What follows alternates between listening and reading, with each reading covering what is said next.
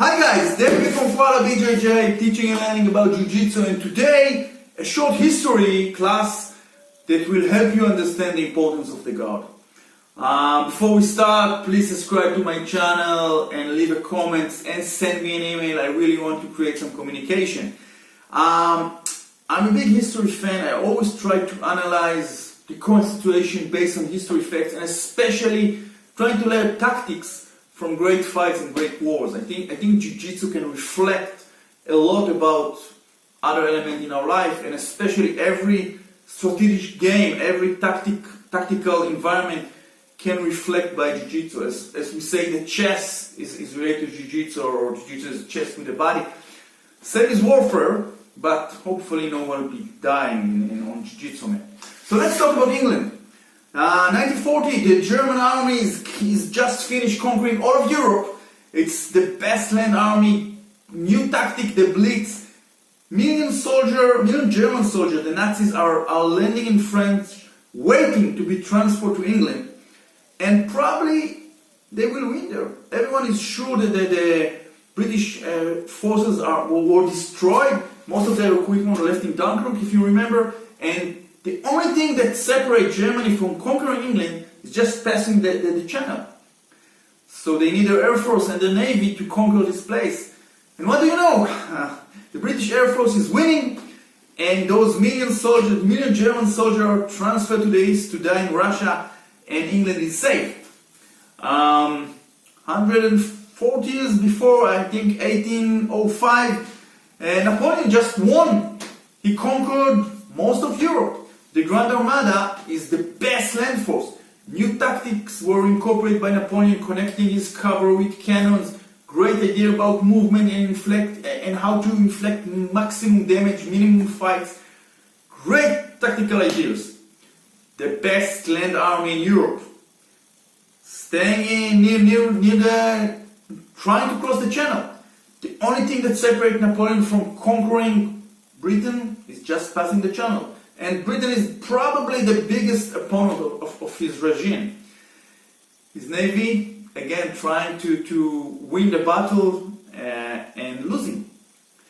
And if we go back, the Spanish Armada, trying to conquer. The Spanish is the greatest land empire, conquering half the world, getting the gold out of the new world. They want to conquer England, fighting for the Catholic Church and so on. The Grand Armada, huge force, many ships trying to cross the channel. If they will land in Britain, they will demolish the British crown. And again, they will stop. There are many more elements like that, but you get the idea. This huge land force, the German army, the Napoleonic coalition, right, the Grand Armada. If they will land in Britain, they will win. But if they will be stopped before crossing, they will not be able to use this great force, great land force. And basically, I think from the day that William the Conqueror conquered England, 1066, no one was able to cross the channel after that day and conquer. And because always the king in England put a lot of their time, money and investment in creating the best navy and later a good air force.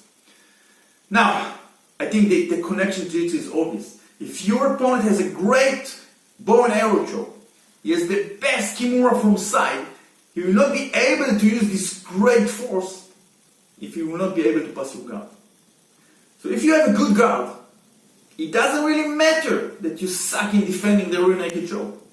It doesn't really matter that your opponent has a great mount game. Stop him before he crosses. So the same idea as what happened with the war in England. Stop your opponent before he will be able to dominate you and get into his game.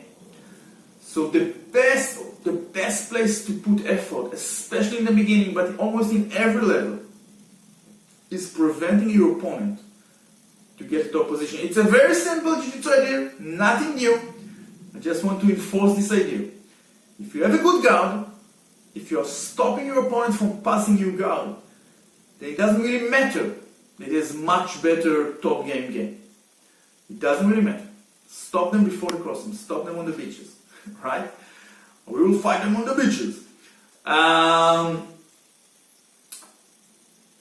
We tend to be lazy when someone is passing our guard.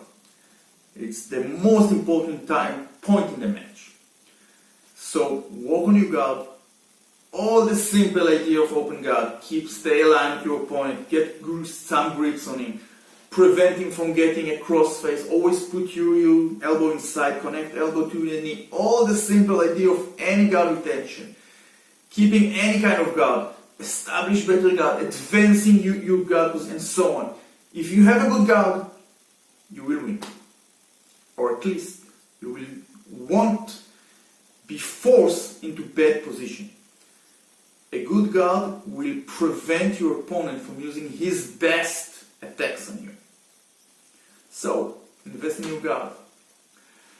Hope these ideas help, hope you find it interesting. I really think that the connection between warfare and jiu-jitsu is a good way to analyze tactical positions and understanding the whole concept of a match.